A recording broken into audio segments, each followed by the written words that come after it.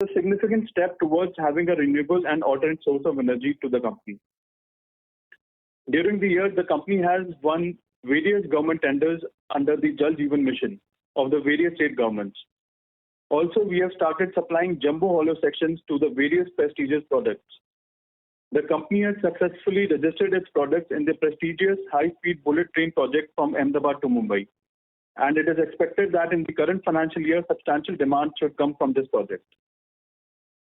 Going ahead, we target to improve utilization levels of our plants, increasing share of value-added products, further strengthen our distribution network, and strengthen our brand identity. Demand of steel pipes and other structural steel products are expected to increase with pickup in infrastructure and construction projects. Moreover, automotive and consumer durable industries also expected to see growth in the coming years, led by the manufacturing push. Our focus remains on the increasing our revenues, operating profit margins, and profitability in the coming quarters, as the better utilization and volumes would help us in operating leverage benefits and reduced cost on per ton basis. This would increase profitability and strengthen our balance sheet. I will now hand over the call to Mr. Arvind Bansal, our CFO, to take you through the financial results for the quarter and full year ended March 31, 2021.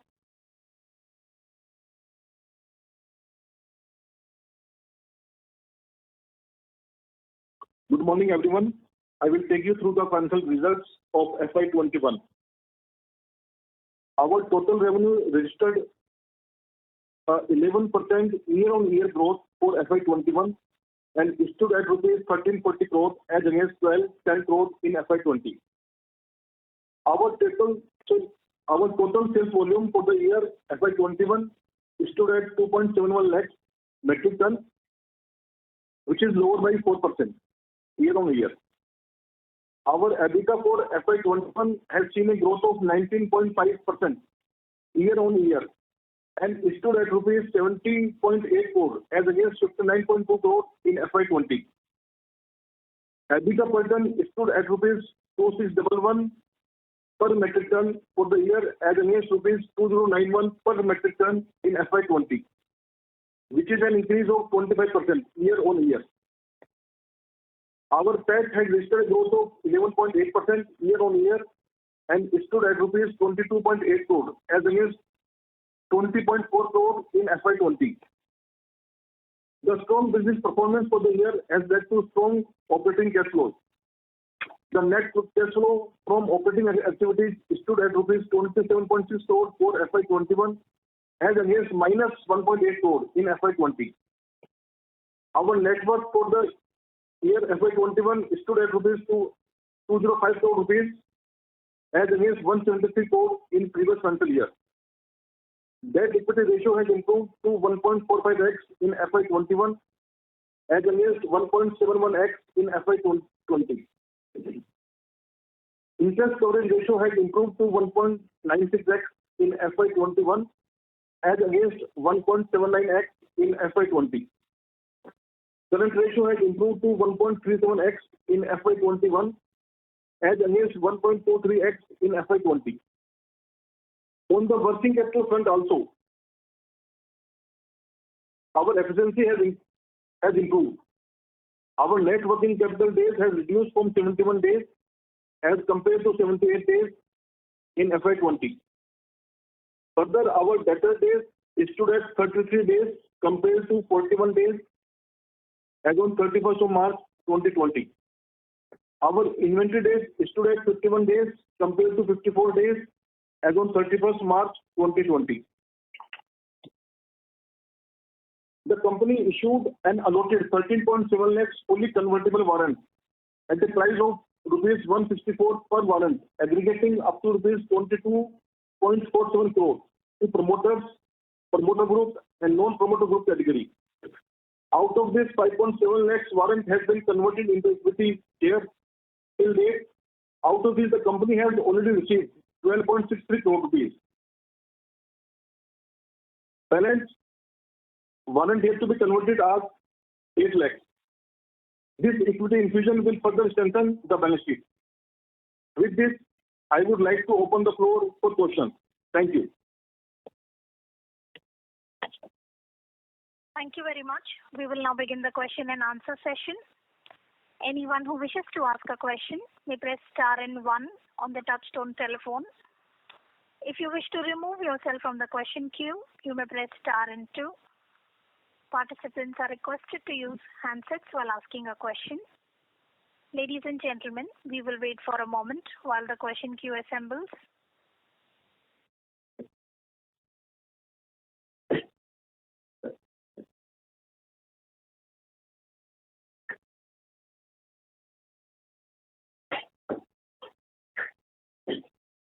The first question is from the line of Sudhir Beda from Right Time Consultancy. Please go ahead. Yeah, good morning, sir. And hearty congratulations on very strong cash flow and good working capital management. Thank you, Sudhir bhai. My questions are, in Q4, we have seen the volume at 67,500, which is down significantly if we compare with the Q3. And that has resulted in overall negative volume growth for the FY21 as compared to FY20. So is there any particular reason or have we lost some market share to the bigger player like APL and Surya? That is my first question. And so second question, what is the volume guidance would you like to give for FY22 in view of your capacity expansion? And also, what would be the likely margin per ton in view of more value-added products are being introduced? So these are my two questions. And so thanks for opportunity. Yes, good morning, Mr. Sudhir. Your first question, which relates to the Q4 volume, I would like to mention here, there was a unexpected and sharp correction of steel prices in the month of February. The prices of hot rolled coils in the spot market, they came down by almost 6,000 rupees per ton. So the general consensus was to liquidate the inventory and to slow down the purchases. And we utilized the same period for our maintenance shutdowns, which were due for a very long time. So we utilized this period to upgradation of the plants. So the volume was sacrificed due to this particular factor. Number two, regarding the visibility for this financial year, FY22, we have seen the first quarter being challenged due to the lockdowns caused by the second wave of pandemic. But I'm very hopeful the remaining 3 quarters should be fairly very, very strong. The order book is very healthy. The prices have also stabilized to some extent. And in the current quarter also, the company has done, fairly well. Not, the volumes are not severely impacted. We have come out of this. And this financial year, the volumes should definitely go up. But, we would reserve our guidance for this financial year because, we are not sure how the third wave will pan out. But now the company is on a very strong footing on a short-term and long-term basis to increase the volume and increase the proportion of value-added products in the total product basket. The company is doing some backward and forward integrations, which will increase the volume of value-added products, like galvanized products, pre-galvanized pipes, crash barriers, solar structures, and so on. So EBITDA per ton would go because in Surya and APL, they have guided around 4,000 to 4,500 EBITDA per ton. So how do we see our EBITDA moving up in this year? So, the EBITDA per ton, this will go up from here because our facilities have just commissioned the Maharashtra facility. So we are expecting the EBITDA per ton to move up from here. Great. Thank you, sir. Thanks for the opportunity. Thank you. Thank you. Participants, to ask a question, you may press star and 1 now. The next question is from the line of Ritesh Shah from Investec. Please go ahead. Hi, sir. Thanks for the opportunity. So my first question is on working capital. Can you give a highlight on basically where our inventory days are specifically, and how should one look at the working capital days going forward? Inventory days, if you can break it up between finished goods as well as raw material stock, that is something which will be quite useful. I have more questions. I'll wait for your answers, sir. Thank you. Hello. Yes, sir. Because actually for this working capital, if you see, from last financial year, our debtor days has reduced from 41 to 33 days, and inventory has also reduced from 54 to 51 days. And it is expected in the current financial year also, this reduction will further continue, and debtors and inventory days will further reduce. Sir, any number that you would like to qualify over here? The reason is when we look at both the variables, be it rent or inventory, it is materially higher than few of the peers that we have in the industry. Actually, we would love to give you the numbers, but due to this pandemic situation now, this COVID wave 2, wave 3 and all this, it will be difficult to give any specific numbers, but we are very much hopeful that reduction will be there. Okay. No forward guidance at 2 years out or 3 years out, where do we see our net working capital in less than 10 days? Anything from a strategy perspective, long term, that the company is looking at? For long-term guidance, we will say that this improvement process will continue, and our debtors and inventory efficiency will improve. However, again, I will say that it will be difficult to put any specific numbers. Sure. So if I have to extend this question a bit more, if one had to assume a scenario wherein the raw material also steel prices had to come off, hypothetically, pretty drastically, which doesn't look like right now, but if that had to happen, then how will the company tackle that particular situation? What I'm trying to understand is, will there be a bit of inventory losses, or it is something which is part of the game and one has to look at it over longer term tenure? How should one understand this scenario?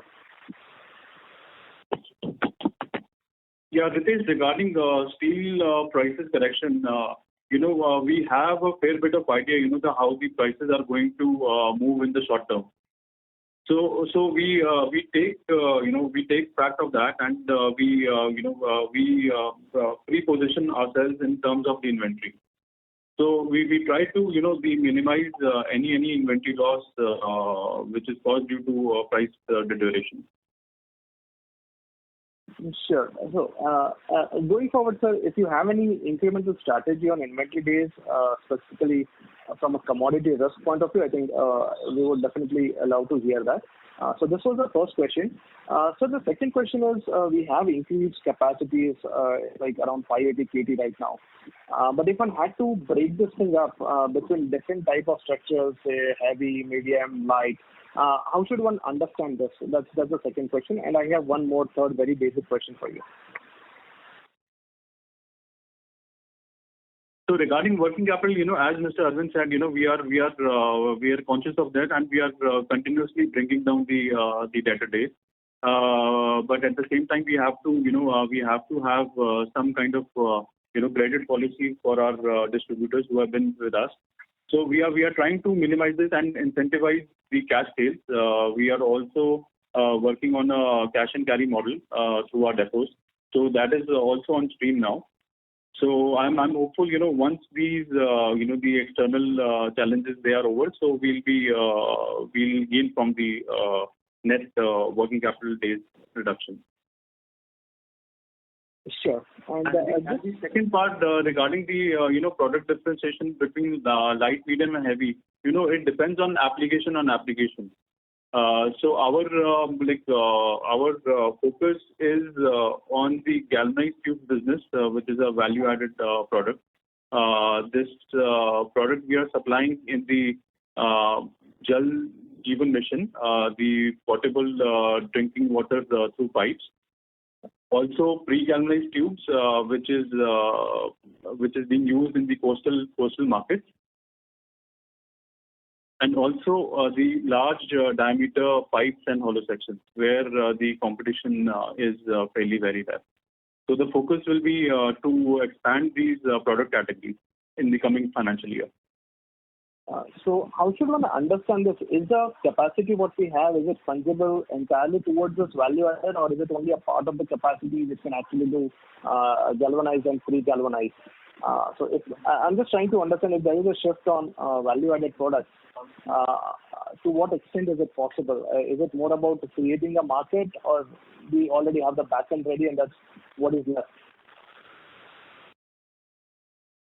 So right now, we are having about 15% of our total volume in the value-added segment, and we are doing some capacity, some capex on increasing the galvanized proportion.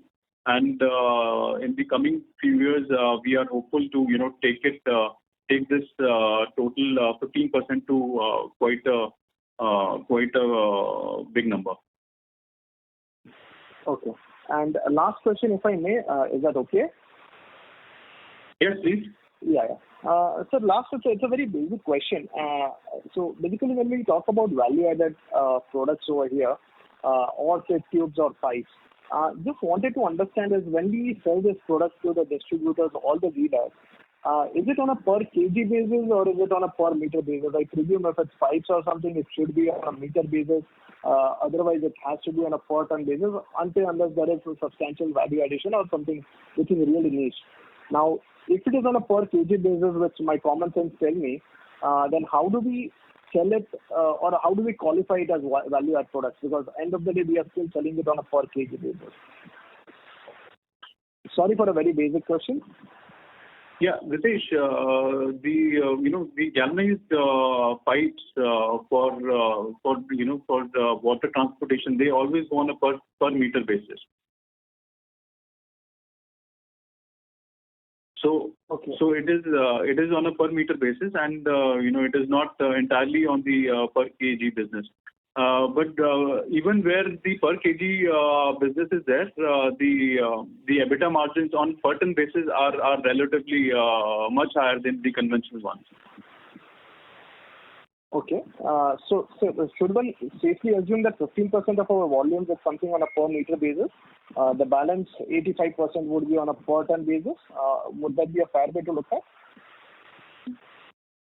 I would say, between 8 to 10% of such volume of galvanized business. Okay, that's useful. Thank you so much for the answers. Wish you good luck, and we'll look forward to connect with you. Thank you. Thank you, Ritesh. Thank you. We would like to remind participants that you may press star 1 to ask a question. The next question is from the line of Rajiv Desai from Motilal Oswal. Please go ahead.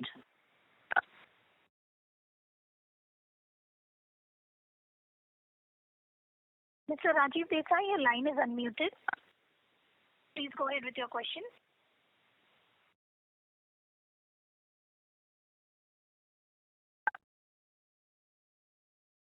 Mr. Rajiv Desai, I would request you to unmute your line if muted from the handset. There is no response from the line of the current participant.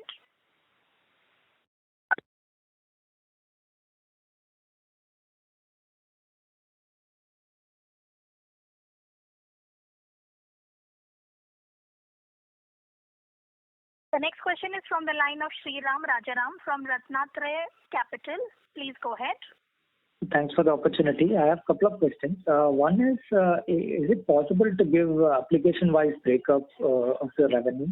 And secondly, I missed your point. I mean, what is the reason for such a increase in realization on a YOY basis?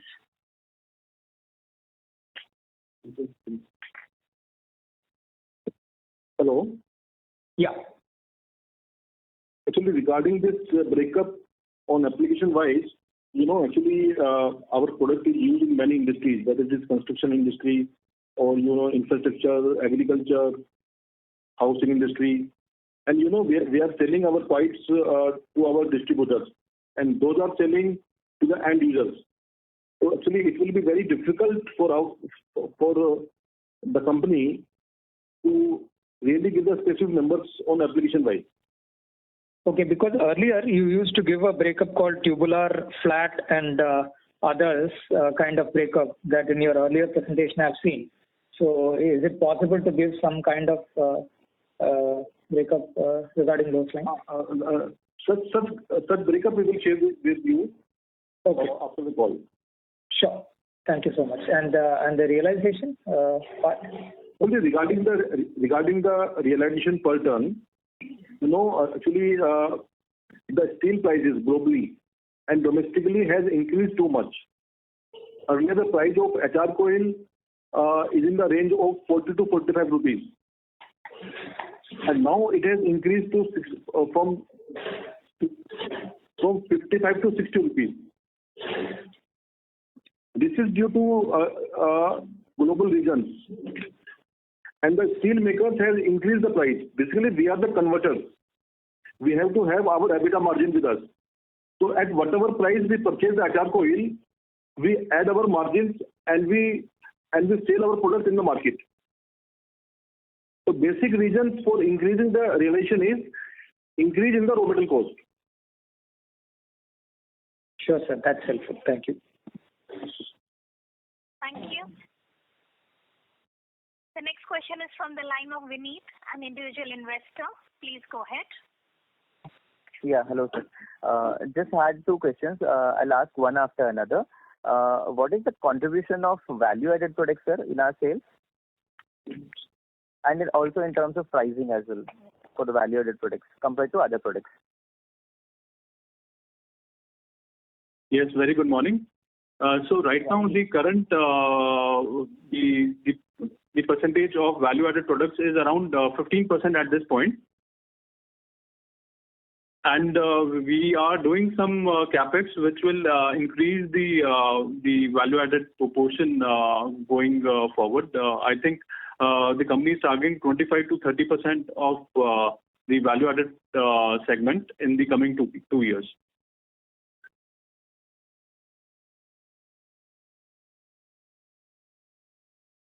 Vineet, are you with us? Mr. Vineet, your voice is not audible, sir. The line from Mr. Vineet is disconnected. We would like to remind participants that you may press star 1 to ask a question.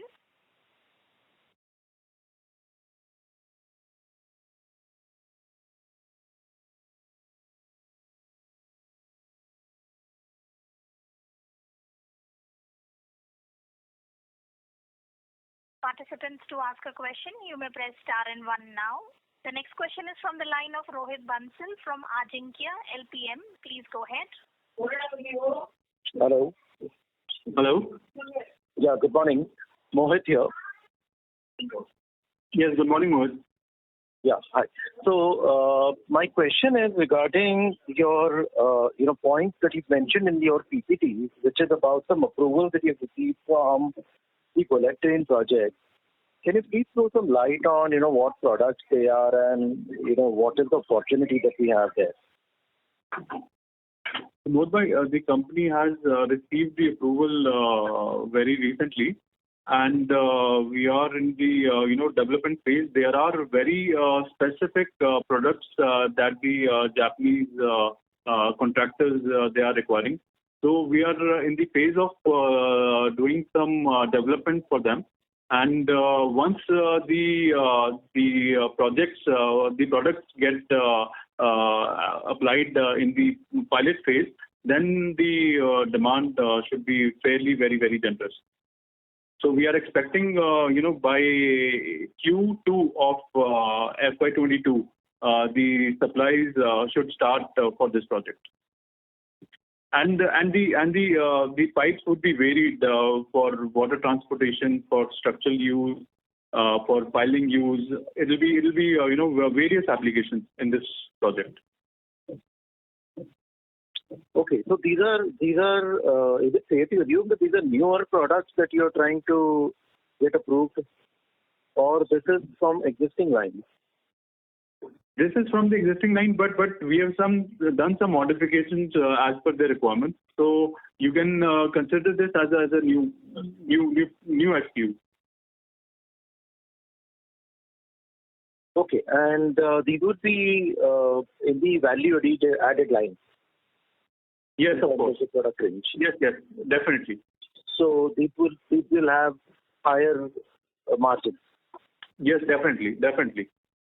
And the quantity is very, very big. Okay, but you won't be able to give us a hint in terms of the opportunity size that we have there, or is it too early to put those numbers?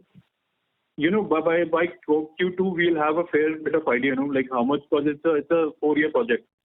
So they are also doing some R&D on this. So by Q2 we'll have some idea, like how much this opportunity will come out to be. Okay, and these products will go from our Sanand line or from Maharashtra? From Maharashtra, Sanand and Secunderabad, all three. Also, okay. All right, thank you, Lord. These were the questions from my side. All the best. Thank you. The next question is from the line of Ritesh Shah from Investec. Please go ahead. Hi, sir. Thanks for the follow-up question. So just wanted to understand, how do you see the competitive intensity in this particular industry? Yeah, hi again. So Ritesh, competition, as we know, the industry is getting consolidated on a year-to-year basis. So I think the competition is increasing and decreasing at the same time. So only like now, earlier there were many companies, but now the companies in the main fray, they are only a handful of now. Those who have got pan-India locations, their manufacturing locations, they have just a very strong distribution network, very big product mix, approvals in in so many institutions and government bodies. So with this, the players who are able to meet all the check boxes, they are able to compete. So for us, it is a very it is an interesting period. We are on a growth phase, and we are consolidating our manufacturing capacities all over India, and we are adding more value-added products in this financial year. So going forward, I think it should be very interesting and exciting for the company. Sure. And sir, you have emphasized on value-added products, but is it possible for you to qualify how much is the differential in EBITDA per ton and working capital for, say, 15% of the volume that we have versus the rest of the business? I'm just trying to get a sense as this pie actually grows bigger, how actually it can play out for the company, say, 2 years, 3 years out. So Ritesh, typically, the value-added product, the contribution on EBITDA per ton basis is approximately from 800 to 1,000 rupees per ton. This is a typical valuation on a long-term basis. Okay. So the average working capital for the value-added, I would say it will more or less the same. It will be very difficult to quantify the working capital for the value-added product business. But like on a ballpark figure, I would fairly assume that it is approximately the same. Okay. So when you say, sir, $800, I could not reconcile it because EBITDA per ton for FY21 was, say, at 2,600 rupees, right? So for value-added pie, that number should be substantially higher. Sorry to interrupt, Mr. Shah. There's a disturbance coming from your line. Request you to mute your line while the management answers your question. Sure. Mr. Bansal, you got my question? No, can you repeat, please? Yeah. My question was specifically for the value-added products pie. How much would be the EBITDA per ton? At the company level for FY21, what we are looking at is 2,611. So for those 15% of the volumes, the number should be substantially higher. So just wanted to have a sense of what the number would be. Yeah, EBITDA per ton of 2,600 is an annual EBITDA per ton, but due to Q1 of FY21, that was complete washout. But we are increasing we are trying to increase the capacity of value-added products. And this year we are hopeful the consolidated EBITDA per ton should go up from here. Sure. Thank you. Thanks so much. Thank you. Participants, to ask a question, you may press star and one now. The next question is from the line of Raj Joshi from Ace Securities. Please go ahead.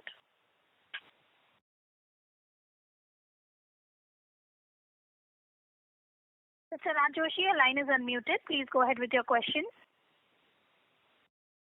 Hello, can you hear me? Yes, sir. You may go ahead. Yeah, we can. Yeah, hi, sir. Good morning. Sir, I have a couple of questions. The first question is, what kind of sales volume growth we can expect for this year? And also, what kind of effective capacity utilization rate are we targeting on the total capacity of 5.8 lakh tons? So, Mr. Joshi, the volume part, I think we should be doing well, but this current quarter is, a bit challenged due to the second wave of COVID. But if things remain stable for the rest of the year, we are hopeful of a volume growth from FY21 levels, and it should be of fairly decent volume growth. Regarding capacity utilization, if we leave the Q1, I think the rest of the year should be above 70% on a total level. Okay. Sir, is there any ballpark number on volume growth? So, Mr. Joshi, I think by Q2 we'll have a fair bit of idea, where we are and how the future is, coming. So I would like to reserve myself on the volume growth part for this conference call, but we can discuss this in the July or August months, where we'll have decent clarity. Okay, sure. So my second question is, it is regarding to the addition of our new solar power plants. What kind of power cost saving it can lead to in terms of our per ton basis?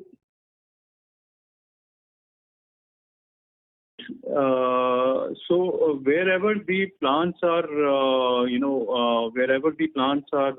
installed, so there we are witnessing a saving of 200 to 250 rupees per ton.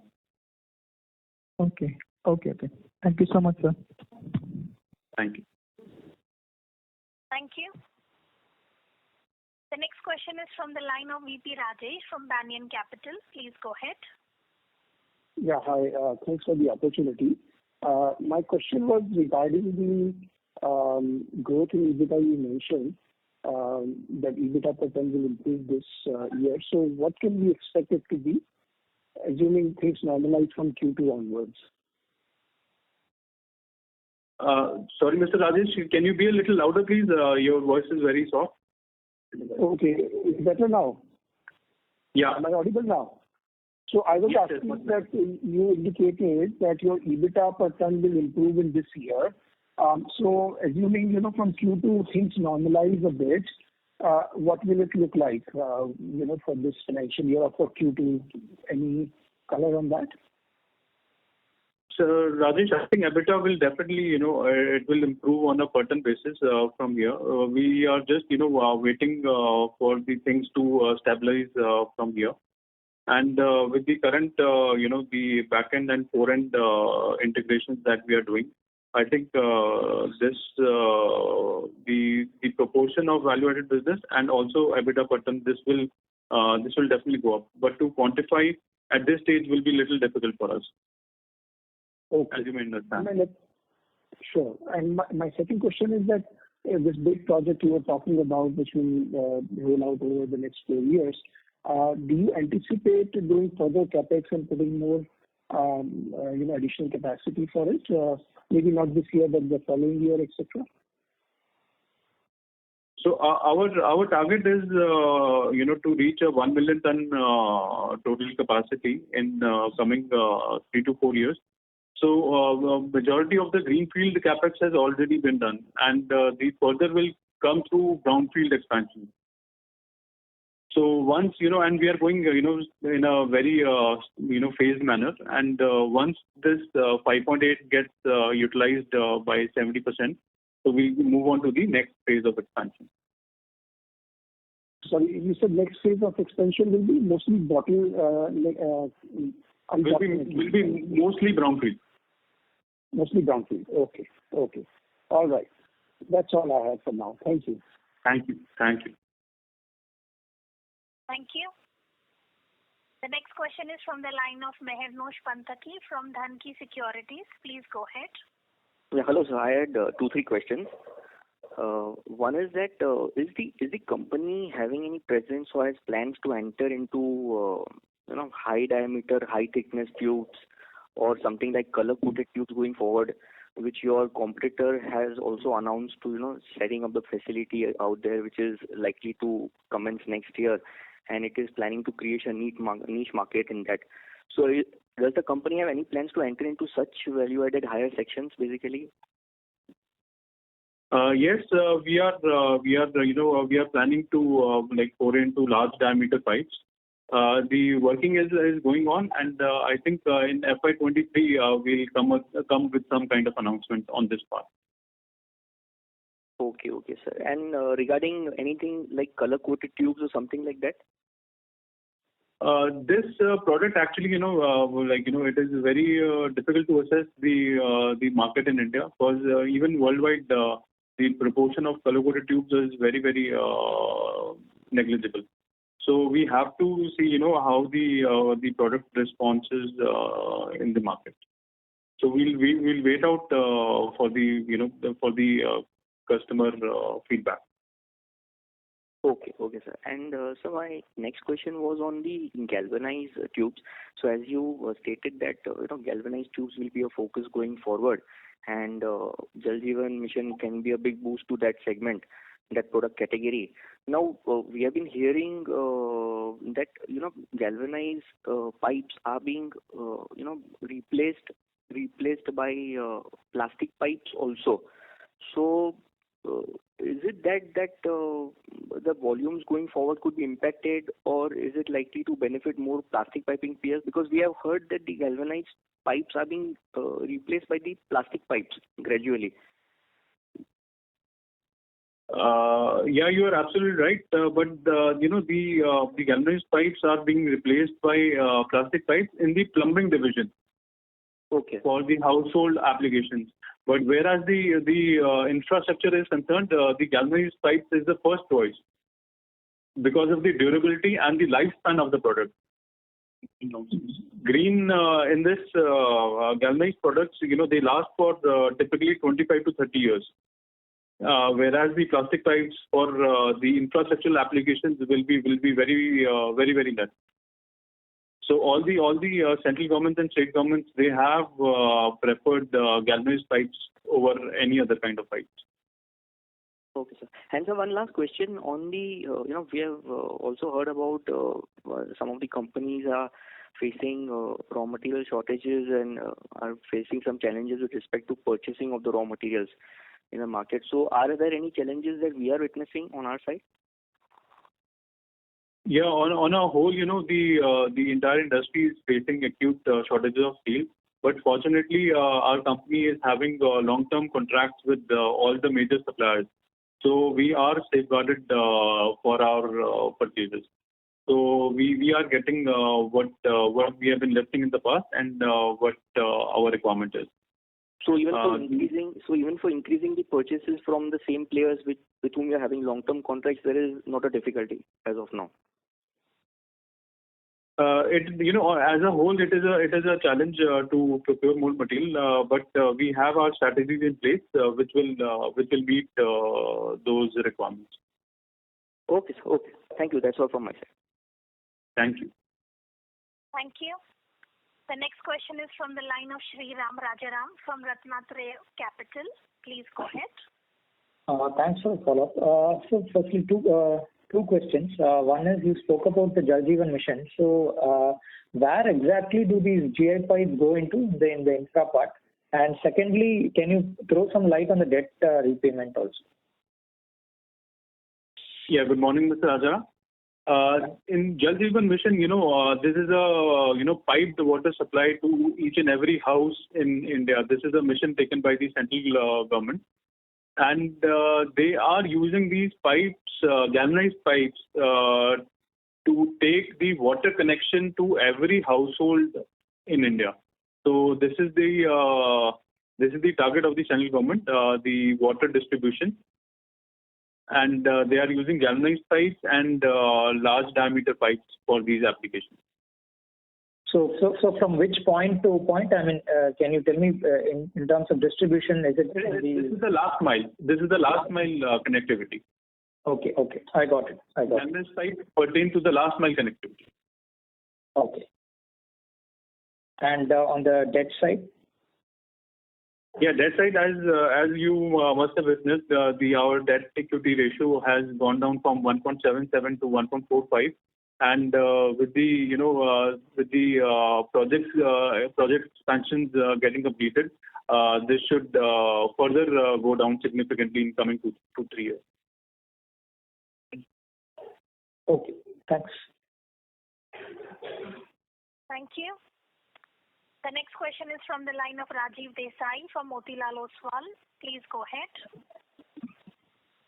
Hello. Yes. Good morning, Mr. Rajiv. Hello. Yes. You are audible. Sir, sorry, if I missed something, I will just ask two questions from my side, sir. In terms of expansion side, since we are expanding the capacity to 5.86 thousand tons, just how more likely to expand in next 2 to 3 years in terms of expansion, in terms of volume? At least can you guide it, and how will you manage the debt, or is there will be no expansion, or you just will maintain this level for next 1.5 years on that side, just in terms of, or any new pan India, new location you are likely to add it up to more increase with respect to distribution reach, which your strategy focus is that. So more on the strategy part of it. Mr. Rajiv, our focus is towards 1 million tons in coming 3 years. Okay. And most of this expansion will be brownfield because we have recently set up our 3 new plants, and any capacity expansion will be through brownfield measures. And we shall be incurring the capex through our internal accruals itself.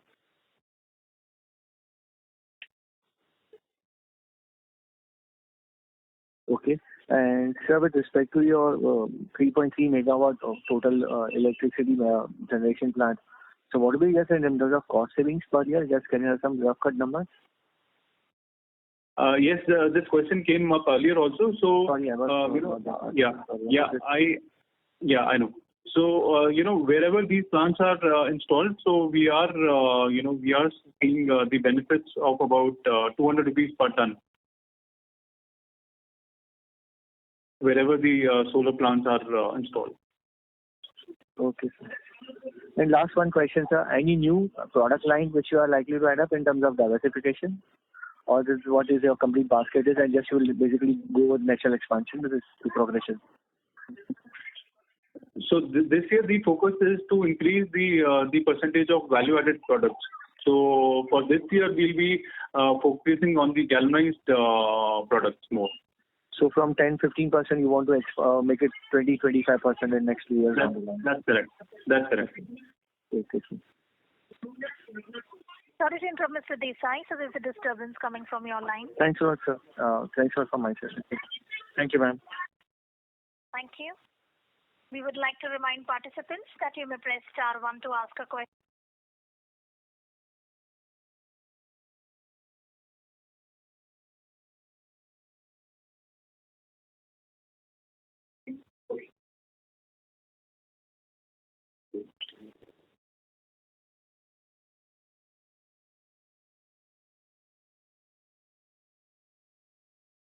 As there are no further questions, I would now like to hand the conference over to Mr. Anish Bansal, Whole-Time Director, for closing comments. Thank you, everyone. I take this opportunity to thank everyone for joining on the call. I hope we have been able to address all your queries. For any further information, kindly get in touch with us or SGA, our Investor Relations Advisor. Thank you very much. Have a good day. Thank you. On behalf of Hi-Tech Pipes Limited, that concludes this conference. Thank you for joining us, and you may now disconnect your lines.